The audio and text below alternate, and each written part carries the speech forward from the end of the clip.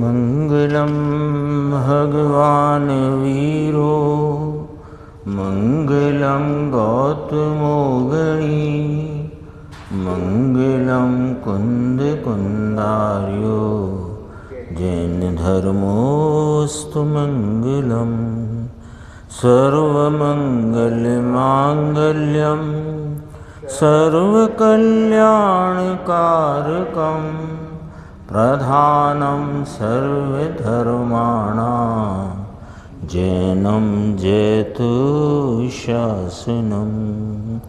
नमः समय साराय स्वानुभूत्या चकासते चित्स्वभावाय भावाय सर्वभावान्तरच्छति। क्रमबद्ध पर्याय यह जो संकलन रूपी पुस्तक है जिसमें क्रमबद्ध पर्याय के महान सिद्धांत के संबंध में गुरुदेव श्री के प्रश्नोत्तर और प्रवचन का संकलन है, इसमें अपनी चर्चा 104 नंबर पेज, ये चैप्टर आ गया था अपना। इसकी हेडिंग है क्रमबद्ध अनुसार रुचि या रुचि अनुसार क्रमबद्ध, प्रश्नवाचक है ना। क्रमबद्ध अनुसार रुचि होती है या रुचि अनुसार क्रमबद्ध होता है। इसमें बहुत ये प्रश्न रूप है पर इसमें गंभीर भाव है। कोई कहेगा कि हमको रुचि क्रमबद्ध में होनी होगी तो हो जाएगी, ऐसा मानता है तो कहते हैं कि नहीं, तुझे इस शुद्धात्म तत्व की रुचि होगी तो क्रमबद्ध का सिद्धांत तेरे समझ में आ जाएगा। ये प्रश्नवाचक रख करके इस हेडिंग का इस चैप्टर में या इस अधिकार में जो चर्चा आई है उसका हेडिंग ये है। ये दो अपन ने छोड़ दिए हैं क्योंकि ये कार्तिकेय अनुप्रेक्षा की जो 3 गाथाएं आई थीं उसमें इनकी चर्चा आ चुकी है। 67वां नंबर अपन यहाँ से प्रारंभ करते हैं चर्चा। स्वय काल में प्रकट होती है। कोई भी पर्याय किसी द्रव्य की वर्तमान में जो अवस्था उत्पाद को प्राप्त होती है, प्रकटता को प्राप्त होती है, वो अपने स्वय काल में होती है। बहुत गंभीर इसमें चर्चा है कि अनंत गुण आत्मा में एकमेक रूप हैं, यानी वे गुण तो अपने अपने रूप हैं लेकिन आत्मा में एकमेक रूप है, नाम अभेद पने रहे हुए हैं। हाँ, तो अभेद पने हैं। अनंत गुण आत्मा में एकमेक रूप हैं उस पूर्ण स्वरूप की, अनंत गुणात्मक उस अभेद पूर्ण स्वरूप की श्रद्धा और एकाग्रता द्वारा उसका विकास होता है। उन गुणों के भावों का पर्याय में प्रकटता में विकास होता है। पर के कार्य का वह पदार्थ करता है जो पर पदार्थों में परिणमन हो रहा है, हैं?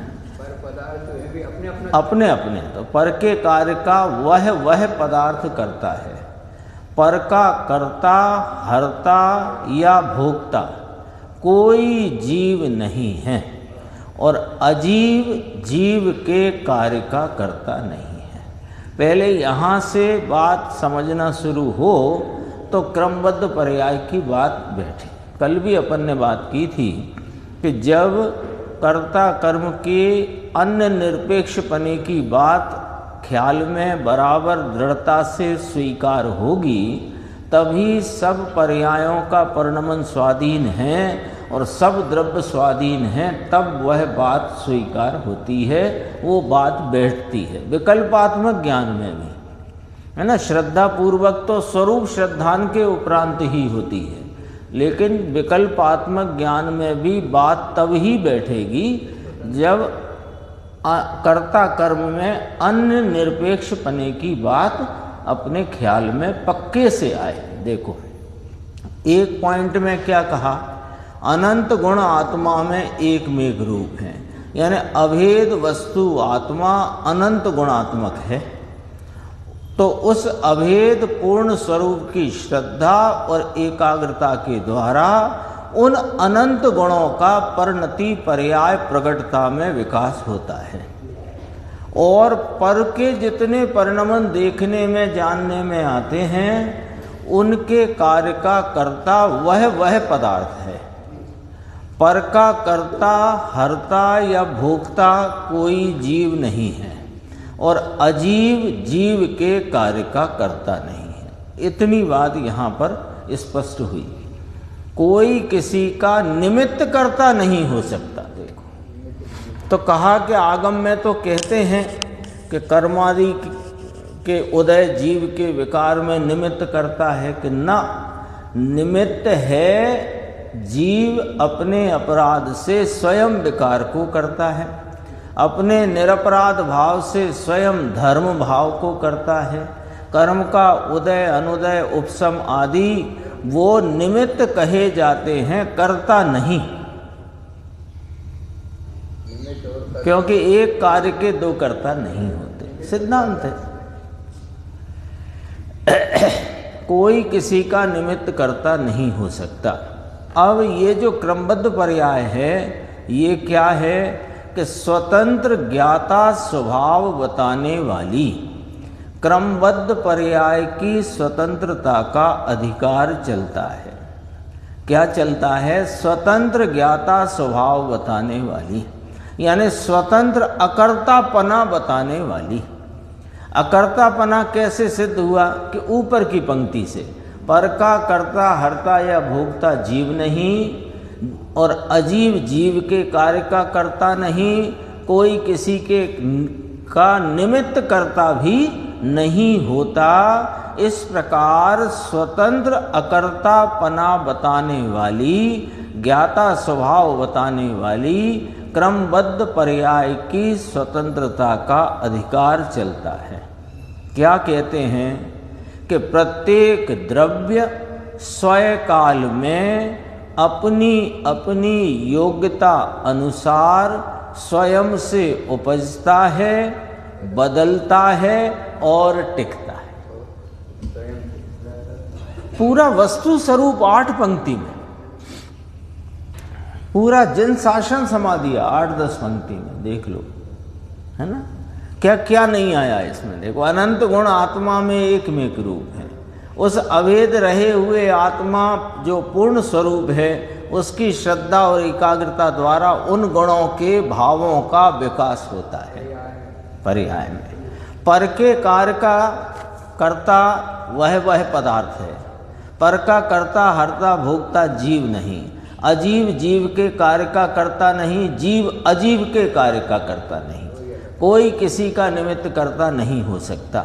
तो फिर क्या हो रहा है कि प्रत्येक द्रव्य स्वकाल में अपनी अपनी योग्यता अनुसार स्वयं से उपजता है, बदलता है और टिकता है। उत्पाद व द्रव्य है, आ गया ना। अभी आगे और आने वाला है बोल, उसमें उत्पाद व द्रव्य की चर्चा आएगी। ये आ गई उत्पाद व द्रव्य की। तो उत्पाद व द्रव्य था, उत्पाद व द्रव्य सत प्रवचन सार में कहा, ये उत्पाद व द्रव्य एक समय में सिद्ध होता है, एक ही समय में। जिस समय उत्पाद है उसी समय पूर्व पर्याय का विनाश है और वस्तु द्रव्य बने उसी समय रही है। तो स्वकाल आया ना, तो स्वकाल माने वो वर्तमान एक समय लो, उस हर वर्तमान में उस वर्तमान का व्यक्त भाव, पूर्व के भाव का विनाश और द्रव्य वस्तु का टिकना, इसका नाम स्वकाल। जब बात आती चतुष्टय की, तो चतुष्टय में जब वस्तु की अनादि अनंतता की बात कहना हो तो वस्तु के द्रव्य क्षेत्र काल भाव में काल त्रिकाल कहते हैं। और जब उसकी स्वाधीन परिणति को लक्षित कराना हो तो एक समय जो वर्तमान है उसको स्वकाल कहते हैं, या उस स्वद्रव्य स्व क्षेत्र स्वकाल है ना। तो वो परिणति को लक्षित कराना हो, परिणति कहाँ से आई? तो वह द्रव्य ही उस परिणाम भाव से उसका वह स्वकाल है, एक समय की वर्तमान अवस्था, वो स्वकाल में लेना। और जब अनादि अनंतता उसकी सिद्ध करना है तो उसे त्रिकाल कहेंगे। दोनों बातें कही जाती स्वकाल में। एक एक समय करके त्रिकाली, हाँ, एक एक समय करके त्रिकाली। पर जब हमें समूचा त्रिकाली भाव बताना है तो स्वकाल में त्रिकाल कहते हैं। और जब उसके वर्तमान अवस्था को लक्षित करके ये व्यक्त प्रकट, तो फिर उसमें एक समय का जो वर्तमान भाव है वो उसका स्वकाल है।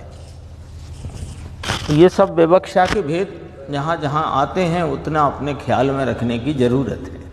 अब फिर देखो आगे बात बढ़ा के कहते हैं, कोई किसी का कर्ता नहीं, कोई किसी का कारण नहीं, कोई किसी का आधार नहीं। मिथ्या दृष्टि जीव को, अब ये चक्कर में क्यों पड़ गया मिथ्या दृष्टि, यानी वस्तु व्यवस्था तो अपने सामने आ गई कि पर पदार्थों का कर्ता वह पदार्थ है, जीव पर पदार्थों का कर्ता नहीं, हरता नहीं, भोगता नहीं। अजीव जीव के कार्य को नहीं करता, जीव अजीव के कार्य को नहीं करता। तो ये जो प्रत्येक वर्तमान में प्रत्येक द्रव्य का जो कोई भी वर्तमान व्यक्त भाव है, ये कहाँ से आया कि वह स्वकाल में अपनी अपनी योग्यता अनुसार उपजता है, बदलता है और वो पदार्थ टिकता है। यहाँ तक बात हो गई। फिर क्यों चक्कर में पड़ा है ये? तो कहा मिथ्या दृष्टि जीव को ज्ञान स्वभाव रुचिता ही नहीं। इसको दूसरे शब्दों में पढ़ते हैं, मिथ्या दृष्टि जीव को अकर्ता स्वभाव रुचता ही नहीं। अकर्ता कहो कि ज्ञान स्वभाव कहो कि ज्ञाता भाव कहो, मिथ्या दृष्टि जीव को ज्ञान स्वभाव रुचता ही नहीं। इसलिए मैं पर के काम कर सकूं और पर मेरे कार्य कर सके ऐसा मानता है। अपने को भूलकर पर को अपना मानता है। द्रव्य गुण क्रम से है, क्रम से नहीं।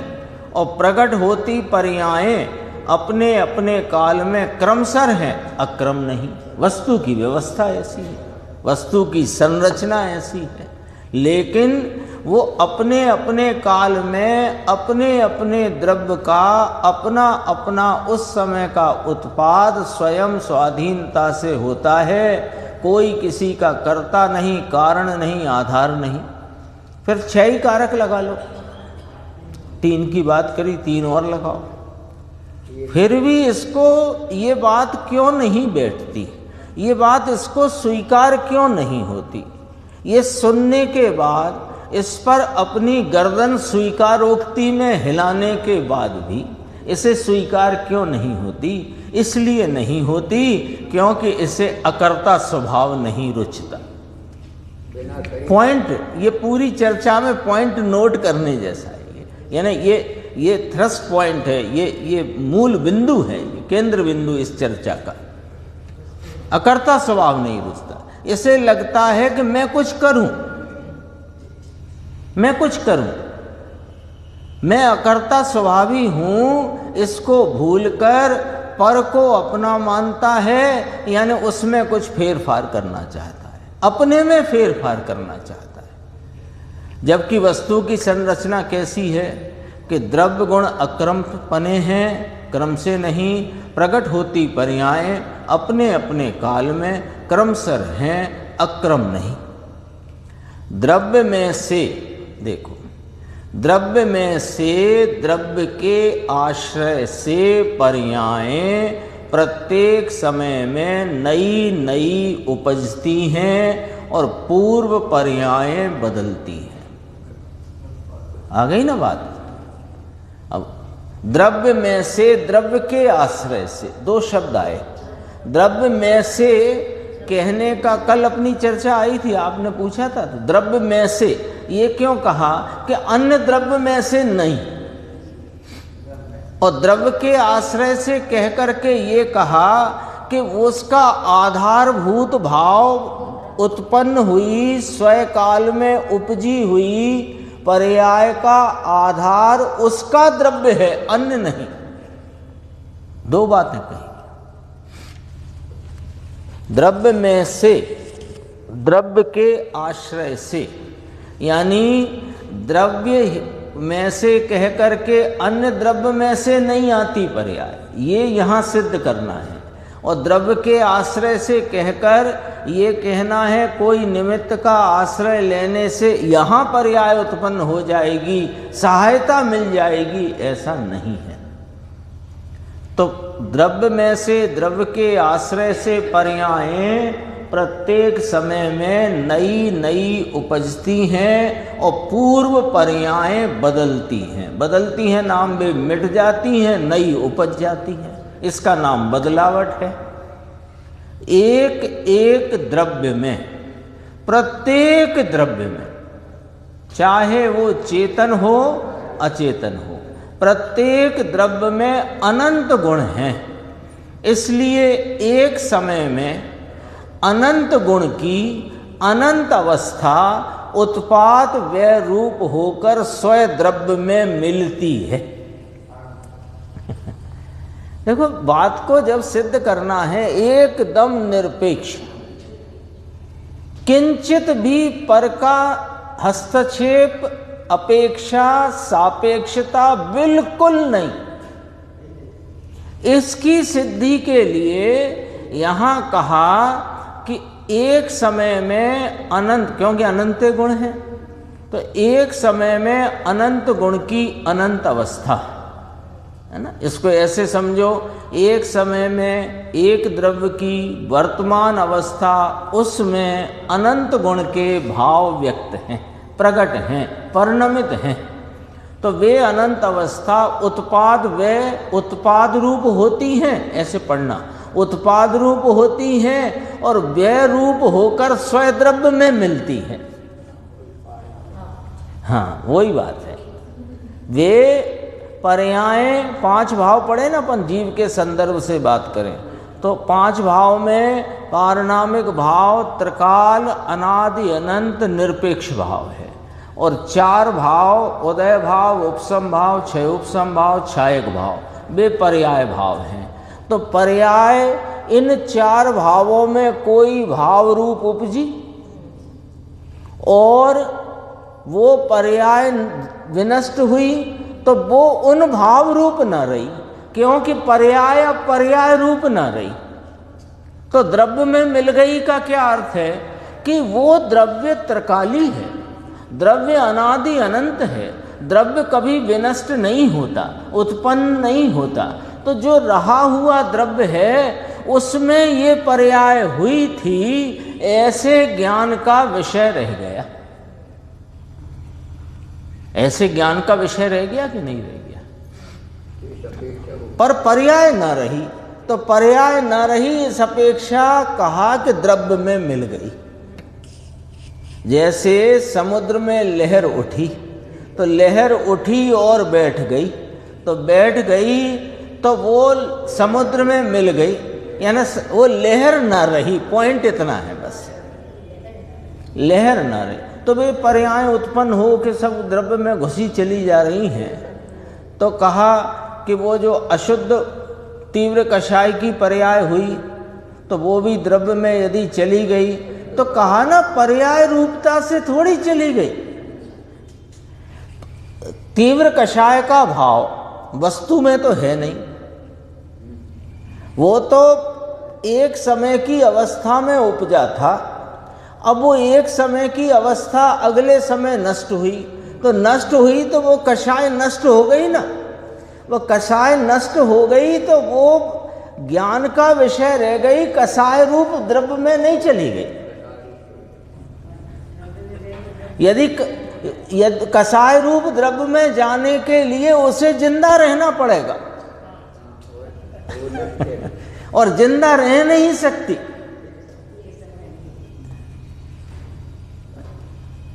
ये इधर से थोड़ी सी हो जाती है, कहीं द्रव्य में मिल गई, द्रव्य, उसका अर्थ समझना, उत्पाद व रूप होकर। तो इसको ऐसे पढ़ो, अनंत गुण की अनंत अवस्था उत्पाद होकर फिर वे रूप होकर स्वयं द्रव्य में मिलती है। व्यय होगा ना उसका, एक समय की मुद्दत है उसकी, 2 समय की पर्याय होती ही नहीं कोई। अब पर्यायपना ना रहा, लेकिन वो केवली के ज्ञान का विषय बन सके इस भाव से रह गई बस। योग्यता प्रमाण में केवली के ज्ञान में भूतकाल की पर्याय आ रही कि नहीं आ रही जान, तो ज्ञान का विषय बन रही है कि नहीं बन रही, ज्ञान के विषय रूप रही, पर्याय रूप ना रही। पॉइंट ये बिल्कुल मजबूत रखना।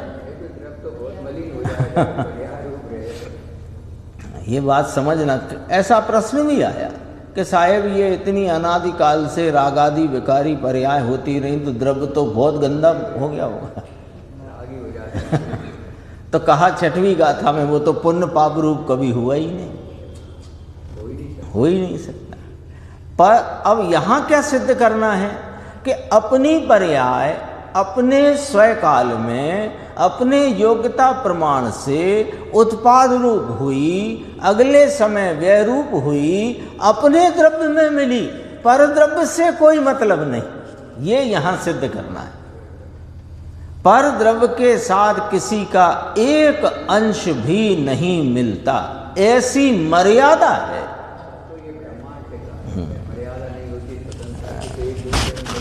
तो अब तक तो बहुत सारे चेतन अचेतन हो गए होते, कई अचेतन चेतन हो गए होते, मर्यादा न रहती, फिर अगुरु लगत तो गुण बेकार जाता।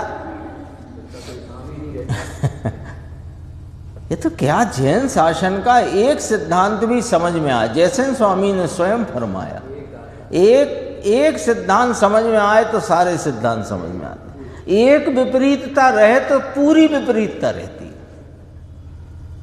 और वस्तु की व्यवस्था जिन शासन में जिस प्रकार निरूपित और प्रतिपादित की गई है वो इतनी अलंग है कि आप कहीं से कोई बात निकाल करके भी विचार में लो तो वो बात का मिलान खाएगा, ऐसा नहीं हो सकता कि मिले नहीं।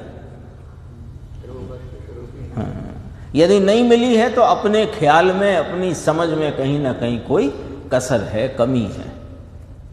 देखो जैसे द्रव्य गुण पर्याय किसी से किए हुए नहीं हैं, उसी प्रकार द्रव्य के अनंत गुणों की क्रम क्रम से होती पर्यायें भी किसी के द्वारा नहीं, किसी के आधार से नहीं, स्वयं से ही हैं, स्वकाल में प्रकट होती हैं। क्रमबद्धता की चर्चा है ना, वस्तु के स्वरूप पर से, है ना। सर्वज्ञ की तरफ से कहते हैं वो तो साक्षी रूप कहते हैं, वो तो एक तरह से अपने को उस बात का भरोसा दिलाने के लिए कहते हैं, लेकिन वस्तु का स्वरूप ही ऐसा है कि वो क्रमबद्धता से परिणमता है, अपने को समझना ही है। हाँ, और है ऐसा इसलिए केवल ज्ञान में आता है। देखो किसी के द्वारा नहीं, किसी के आधार से नहीं, स्वयं से ही है, स्वकाल में प्रकट होती है। कोई पर्याय जल्दी से या देरी से अथवा आड़ी टेढ़ी हो ऐसा नहीं है। ऐसी सच्ची वस्तु स्थिति का निर्णय करे तो पर्याय के भेद के आश्रय से लाभ मानने की श्रद्धा छूट जाए। लो पर्यायों के ज्ञान से पर्यायों में लाभ मानने की बुद्धि छूटने से द्रव्य स्वभाव की दृष्टि होती है, और द्रव्य स्वभाव की दृष्टि में पर्यायों की क्रमबद्धता का स्वीकार होता है। देखो ग्रहण त्याग की कर्ता बुद्धि छूटकर अंश में पूरा मानने रूप पर्याय बुद्धि छूटकर, देखो कितनी बात करी कि पर्याय के भेद के आश्रय से लाभ मानने की श्रद्धा छूटी। दूसरा, ग्रहण त्याग की कर्ता बुद्धि छूट गई, अंश में पूरा मानने रूप पर्याय बुद्धि छूट गई, और मैं सर्वज्ञ स्वभावी आत्मा हूं उसमें एकत्व बुद्धि होए तो मिथ्या अहंकार चला जाता है और सम्यक अहम रूप भाव प्रकट हो जाता है। हाँ, मिथ्या अहंकार है। देखो समय सार 308 से 311 गाथा के प्रवचन का यहाँ 1962 में ये आत्मधर्म में छपा था। वो वाला था। अब एक और देखो बोल, जहाँ रुचि वहाँ जोर, सीधा काम है। देखो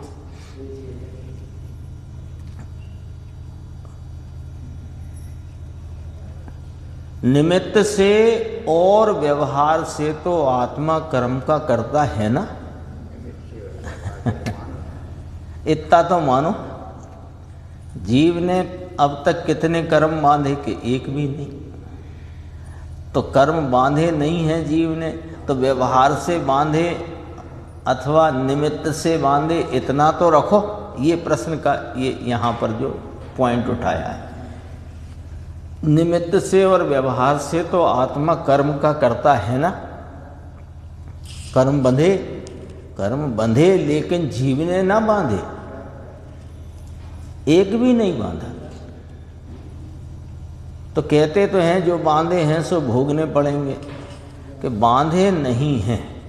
बेकारी भाव से उस काल में परिणमित हुआ उसका निमित्त और उनका स्वयं से उस योग्यता प्रमाण में कर्मों का बंध रूप भाव अलग है। ये बात नहीं समझ में आए तो फिर पीछे अपन ने पढ़ा वो बेकार जाएगा।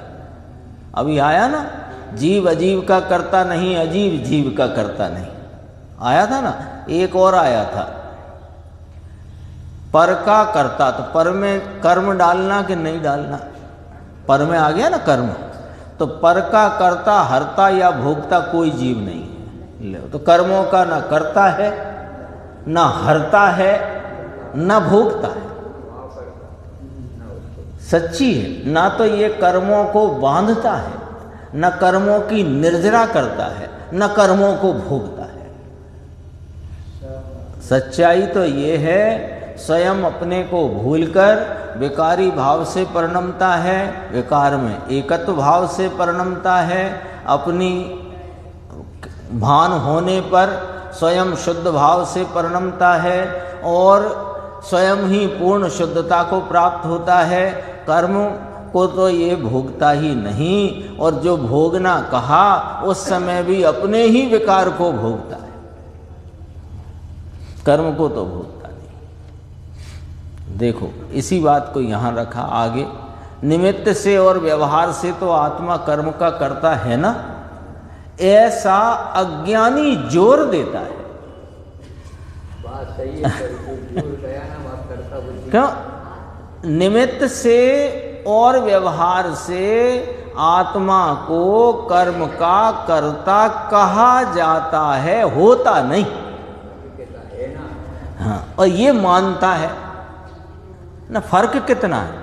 चलो ठीक है, निश्चय से नहीं कर सकता, व्यवहार से तो कर सकता है। व्यवहार किया तो जाए तो निश्चय ही है।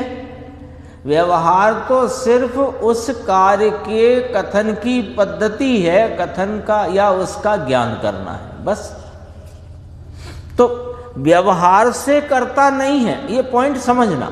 व्यवहार से आत्मा कर्म का करता नहीं है, निमित्त से भी करता नहीं है। आत्मा कर्म का करता है, ऐसा व्यवहार से निमित्त की सापेक्षता से कहा जाता है, करता नहीं है। आई बात समझ में? अब अज्ञानी शास्त्र पढ़ता है और उसमें से फिर लकीरें निकालता है, फिर उन पे उंगलियां रखता है, फिर बताता है देखो लिखा है कि नहीं, देखो लिखा है कि नहीं। तेरी समझ में नहीं आया भैया तो समझने का प्रयत्न करो ना। देखो ऐसा अज्ञानी जोर देता है, किंतु भाई तेरा जोर उल्टा है। तू कर्म की ओर जोर देता है, किंतु आत्मा अकर्ता है, ज्ञान ही है। इस प्रकार ज्ञायक पर जोर क्यों नहीं देता है? जो तुम हो, जो तुम्हारा स्वभाव है, उस स्वभाव की ओर तुम्हारा जोर क्यों नहीं आता?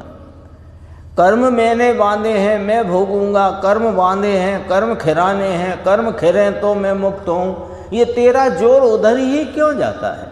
तेरा उल्टा है जोर। क्यों उल्टा है? कि तू अपने को तो जानता पहचानता है नहीं, अपने स्वरूप की तेरे को रंच मात्र महिमा नहीं, और सारा आरोप पर डालकर पर के ऊपर आरोप करता है, इससे ये, इससे ये, इससे ये। तो इधर क्यों नहीं आते? जब आचार्य भगवंत ज्ञानी धर्मात्मा पुकार पुकार कर कहते हैं कि तुम स्वभाव से अकर्ता हो, तुम ज्ञान स्वरूपी वस्तु हो, तुम ज्ञान स्वभावी ज्ञायक हो, इसका जोर क्यों नहीं लाते?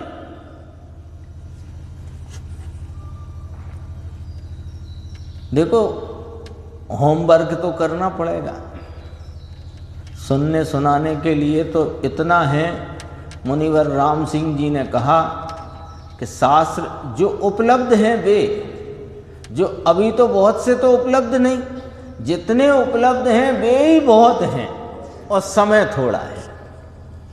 इसलिए प्रयोजनभूत बात को जानकर उसका बराबर चिंतन मंथन विचार करके युक्ति न्याय के द्वारा निर्णय में अग्रसर होना। अपन कितने साल तक सुनते रहेंगे? आगे सुन करके निर्णय की कोटि में प्रतिदिन कुछ ना कुछ अपने उसमें सुधारा आना चाहिए। देखो, जिसे ज्ञायक की रुचि नहीं है, बहुत गजब की बात इसमें गुरुदेव ने फरमाई, जिसे ज्ञायक की रुचि नहीं है और राग की रुचि है, वही कर्म के कर्तापने पर जोर देता है। वही, ये जितना जोर जो कर्म कर्म कर्म कर्म पर आता है, वो तेरी राग की रुचि का द्योतक है, वो तेरी राग की रुचि को बता रहा है। यदि तुझे इस ज्ञायक की रुचि हो तो अकर्ता भाव की गंध फूटनी चाहिए, फिर ये कर्म कर्म की बात कहाँ आई? क्रमबद्ध पर्याय का यथार्थ निर्णय करने वाला, और एकदम बात मजबूती से कही, देखो, क्रमबद्ध पर्याय का यथार्थ निर्णय करने वाला काल के प्रवाह की ओर नहीं देखता, किंतु ज्ञायक स्वभाव की ओर देखता है।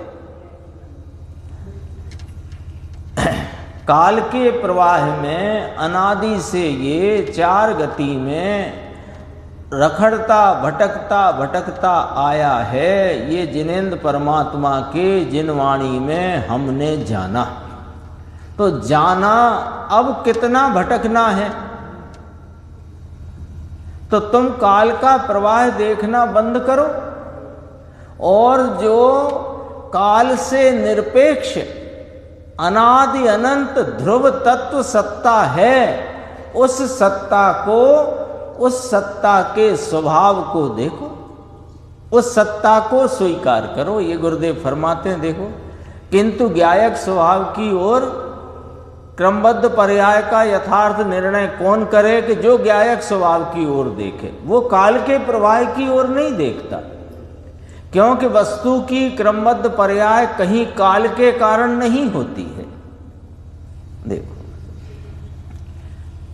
जो होना है वो निश्चित है, जो हो रहा है वो तो होना ही था, ये काल के प्रवाह में देखना है। ये ऐसा जानकर, जो होना है वो निश्चित है, जो हो रहा है वही होना था, यह जानकर ज्ञायक स्वभाव अकर्ता स्वभाव की ओर देखना चाहिए, उसकी महिमा में आना चाहिए, उसकी रुचि में आना चाहिए। देखो, काल द्रव्य तो परिणमन में सर्व द्रव्यों को एक साथ निमित्त है, तथापि कोई परमाणु स्कंद में जुड़े तो उसी समय दूसरा परमाणु उसमें से पृथक होता है। एक जीव सम्यक दर्शन प्राप्त करता है, दूसरा जीव उसी समय केवल ज्ञान प्राप्त कर लेता है। होता है कि नहीं? इस प्रकार जीव अजीव द्रव्यों में अपनी अपनी योग्यता अनुसार भिन्न भिन्न अवस्था रूप से क्रमबद्ध परिणाम होते हैं। इसलिए उन परिणामों के प्रवाह को न देखो, परिणामों का प्रवाह क्रमबद्ध है ऐसा जानकर वो ज्ञान परिणाम का प्रवाह जहाँ से बहता है ऐसे ज्ञायक स्वभाव पर दृष्टि रखकर ही क्रमबद्ध पर्याय का यथार्थ ज्ञान होता है। कितनी गहराई से, कितने विस्तार से गुरुदेव श्री ने स्थान स्थान पर, अपन 1944 के प्रवचन के अंश भी देखे, 46 के, 47 के, 51 के, 52 के, 62 के, 79 के, 80 के, सब देखे अपन। कितनी प्रकार से बात को उन्होंने गहराई से और विस्तार से अपने सामने रखा। यानी मूल बात इतनी आई, अभी भी यही बात आई कि क्रमबद्ध ही होते हैं सर्व द्रव्यों के परिणमन। ये परिणमन को जानने के लिए नहीं है, ये परिणमन क्रमबद्ध ही होते हैं, यह जानकर दृष्टि द्रव्य स्वभाव पर आना चाहिए। 308 से 311 गाथा गुरुदेव ने आगे चल के कहा है, सर्व विशुद्ध ज्ञान अधिकार की प्रारंभिक गाथाएं हैं 308 से 311। यहीं से शुरू हुआ सर्व विशुद्ध ज्ञान अधिकार, और मोक्ष अधिकार पूर्ण हुआ है। तो गुरुदेव कहते हैं ये मोक्ष अधिकार की चूलिका है। ये 308, 9, 10, 11 4 गाथाएं, ये 4 गाथाएं मोक्ष अधिकार की चूलिका रूप है। मानो मोक्ष अधिकार पर शिखर चढ़ा दिया है।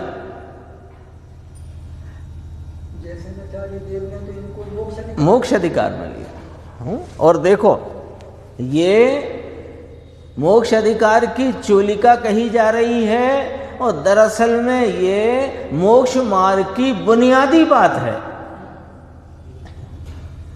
मोक्ष मार्ग की नींव यहां से प्रारंभ होती है।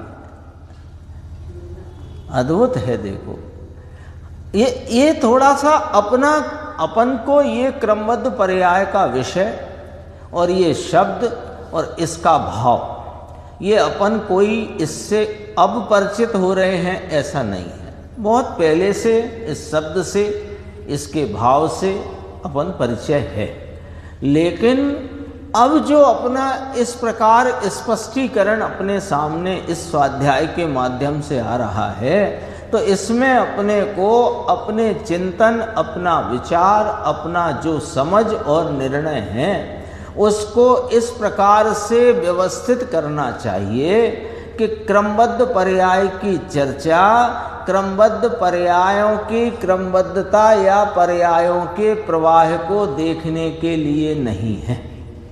ये सारी चर्चा अकर्ता स्वभाव को देखने के लिए है, और अकर्ता स्वभाव की दृष्टि बिना क्रमबद्धता का यथार्थ निर्णय होता नहीं। ये बात मजबूत करना है।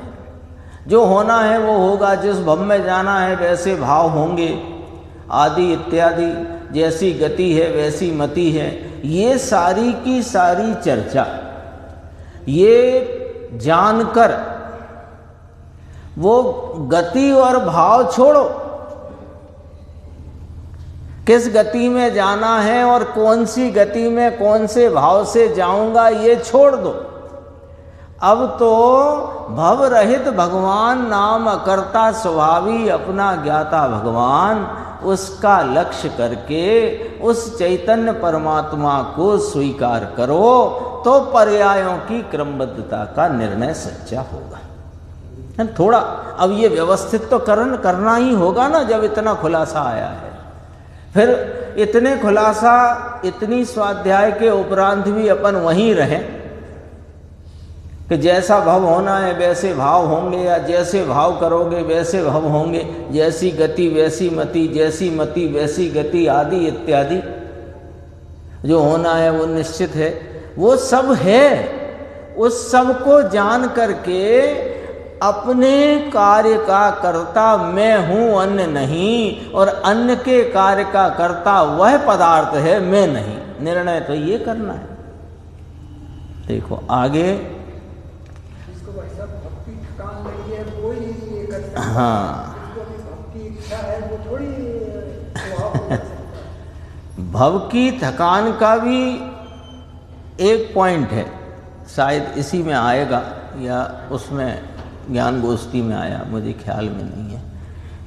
भव की थकान का चारों गति के भव से डरे तो भव की थकान है, और वर्तमान प्रतिकूलताओं से पीड़ित होकर के अच्छे भव की चाहना वो कोई भव की थकान नहीं है।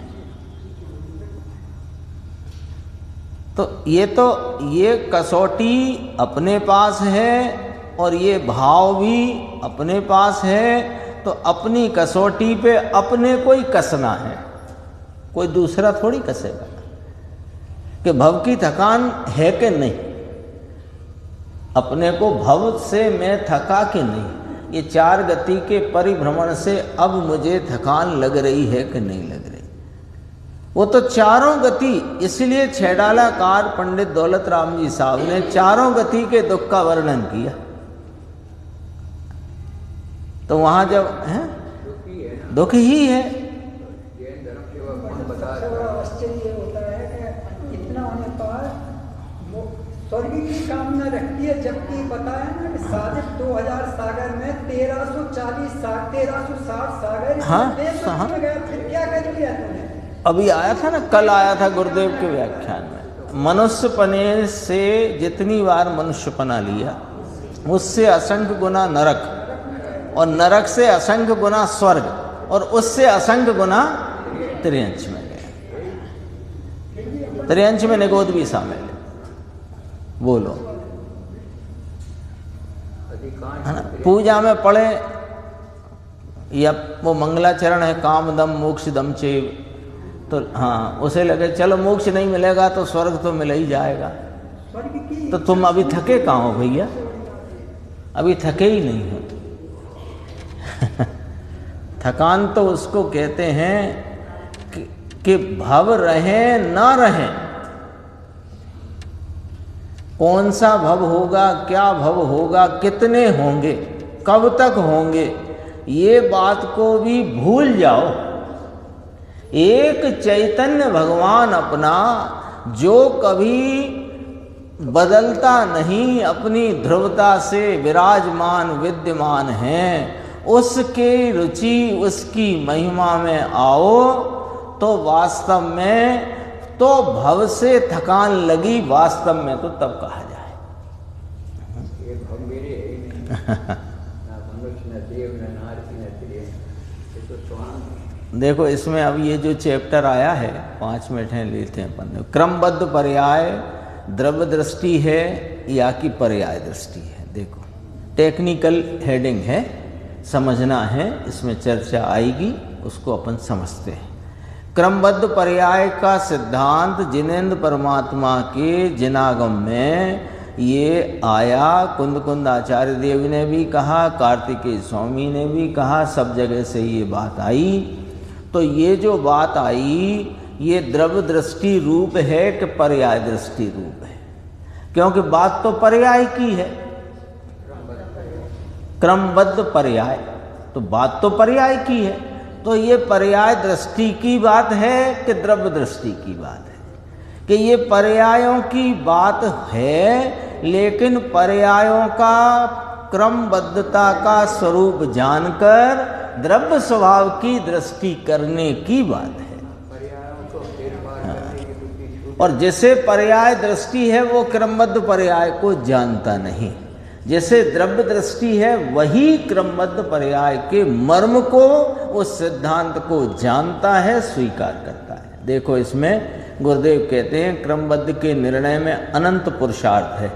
द्रव्य दृष्टि जिनेश्वर में 130 नंबर का बोल है।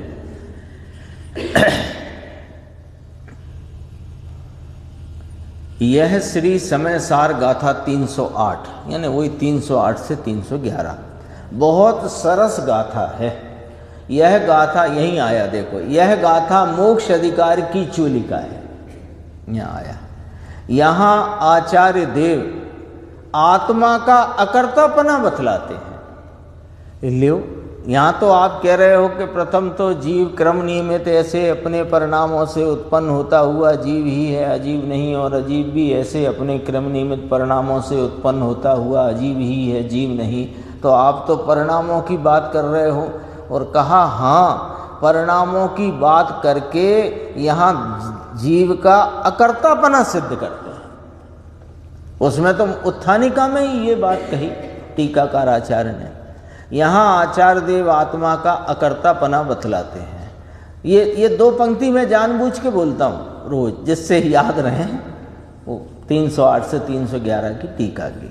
अकर्तापना अर्थात कि ज्ञायक स्वभाव की सिद्धि क्रमबद्ध द्वारा की है। क्रमबद्ध परिणमन के सिद्धांत द्वारा ज्ञायक स्वभाव नाम अकर्तापने की सिद्धि की है। एक के बाद एक हो और जिस समय में जो पर्याय होनी है वही हो, इसका नाम क्रमबद्ध है। ये दो बातें क्यों कही गुरुदेव ने कि तुम क्रमबद्ध को क्रमवर्ती अकेला मानकर न रह जाना, एक के बाद एक होती है ऐसा मान के न रह जाना। इसलिए दोनों बातें रख दी। कोई यदि मान लो एक बात कहते जिस समय जो पर्याय होनी है वही हो, इसका नाम क्रमबद्ध है, तो क्या हम खुद ही कह रहे हैं कि एक के बाद एक होती है? कि ना, सुनो, एक के बाद एक होती है और जिस समय में जो पर्याय होनी है वही होती है, इसका नाम क्रमबद्ध है। प्रत्येक द्रव्य की जिस समय में जो पर्याय होनी है वही होती है, अर्थात इसमें से अर्थ निकलेगा, प्रत्येक द्रव्य की जिस समय में जो पर्याय होनी है वही होती है। इसका अर्थ कि उसे अन्य द्रव्य तो करता नहीं, परंतु उस पर्याय को वह द्रव्य भी आगे पीछे कर सके, फेर फार कर सके, ऐसा भी नहीं है। ले आ गया अकर्तापना। कैसे आ गया अकर्तापना? के ऐसे आ गया अकर्तापना। अन्य द्रव्य की मैं कर सकूं ये तो रहा नहीं, अन्य द्रव्य मेरी कर सके ये तो रहा नहीं, मैं मेरी पर्याय को आगे पीछे कर सकूं, अदल बदल कर सकूं, ये भी ना रहा। तो फिर क्या रहा? कि अकर्ता रहा। और अकर्ता रहा माने कौन रहा? ज्ञाता रहा। और ज्ञाता स्वभाव की को नक्की कराया यहां पर्यायों के क्रमबद्धता से। क्या कुंद कुंद आचार्य देव गजब की भेंट हमें दे के गए हैं। मान लो वर्तमान में तीर्थंकर का विरह था तो भी वो स्वयं तीर्थंकर के पास गए और वो बात हमें लाकर दी, तो विरह मिटा दिया। और हमें तीर्थंकर से कौन सा काम था? और कौन सा काम था? तीर्थंकर यदि इस भरत क्षेत्र में पंचम काल में होते तो ये मिलता, तो ये मिल गया। और क्या काम था हमें? सच में ये तो कोई अद्भुत ही बात हो गई है, अद्भुत ही हो गई। अन्य द्रव्य तो करता नहीं, परंतु उस पर्याय को वह द्रव्य भी आगे पीछे कर सके, फेर फार कर सके, ऐसा भी नहीं है। क्रमबद्ध तो महासिद्धांत है। क्रमबद्ध का सच्चा निर्णय करने जाए वहां दृष्टि द्रव्य स्वभाव पर जाती है और तब ही क्रमबद्ध का यथार्थ निर्णय होता है। देखो यहां से पकड़ना, जो जो देखी वीतराग ने सो सो होसी वीरा रे, अनहोनी होसी नहीं कबहूं, काहे होत अधीरा रे। यहां से पकड़ो अब इसी पूरे सिद्धांत को। चलो वहां वो तो पहले से ही बहुत प्रचलित है ना वो पंक्तियां तो, अथवा डॉक्टर साहब ने लिखा जो होना है सो निश्चित है, केवल ज्ञानी ने गाया है। सब ज्ञानियों ने, अब जो शब्द आए उन्हीं से चलो। तो उसमें भी जो है ना, जो जो देखी वीतराग ने, अब वीतराग ने तो इसलिए देखी कि होती हो ही रही है, ऐसी हुई है, हो रही है, होगी, इसलिए उन्होंने देखी। उसे बदलने का कोई अनहोनी कबहू नहीं होसी, यानी जो होना है वही होता है, अन्य नहीं होता है। तो इस पर से ये बात नक्की हो गई कि जो होना है वही होता है, तो अन्य द्रव्य तो करता नहीं, मैं अन्य द्रव्य को करता नहीं, मैं भी मेरी पर्याय में फेर फार कर सकता नहीं। तो ले अकर्तापना आ गया कि नहीं आ गया? उसी पंक्ति में से आ गया। मर्म तो यही निकला ना। दृष्टि द्रव्य स्वभाव पर जाती है, तब ही क्रमबद्ध का यथार्थ निर्णय होता है। क्रमबद्ध पर्याय के आश्रय से क्रमबद्ध का निर्णय नहीं होता। अकर्ता स्वभाव की दृष्टि करने से क्रमबद्ध का यथार्थ निर्णय होता है। बोलो, पर्यायों की क्रमबद्धता से क्रम देखना है कि ये अपना अक्रम रूप रहा हुआ अकर्ता स्वभाव देखना है। जाना कहाँ चाहिए? तब क्रमबद्ध का निर्णय होता है। ये अपना अपन अभी कह रहे थे क्रमबद्ध अपने लिए कोई अपरिचित शब्द नहीं है, लेकिन उसका जो सच्चा भाव है, जो यथार्थ भाव है, वो अपने को अपने ज्ञान में व्यवस्थित करना चाहिए। पर्यायों को देखते रहने का नाम क्रमबद्धता है ही नहीं। पर्यायों की क्रमबद्धता को देखकर ज्ञाता स्वभाव की दृष्टि होनी चाहिए, ये क्रमबद्ध का सिद्धांत है। अरे कहा यहां देखो, क्रमबद्ध पर्याय के आश्रय से क्रमबद्ध का निर्णय नहीं होता। अकर्ता स्वभाव की दृष्टि करने से क्रमबद्ध का यथार्थ निर्णय होता है। इसलिए क्रमबद्ध के निर्णय में पुरुषार्थ का निषेध नहीं हो जाता। जो अक्सर करके बात ये उठती है, नियतवाद हो जाता है, फिर पुरुषार्थ नहीं रहेगा। पुरुषार्थ का निषेध नहीं हो जाता, परंतु क्रमबद्ध के निर्णय में द्रव्य स्वभाव का अनंत पुरुषार्थ है।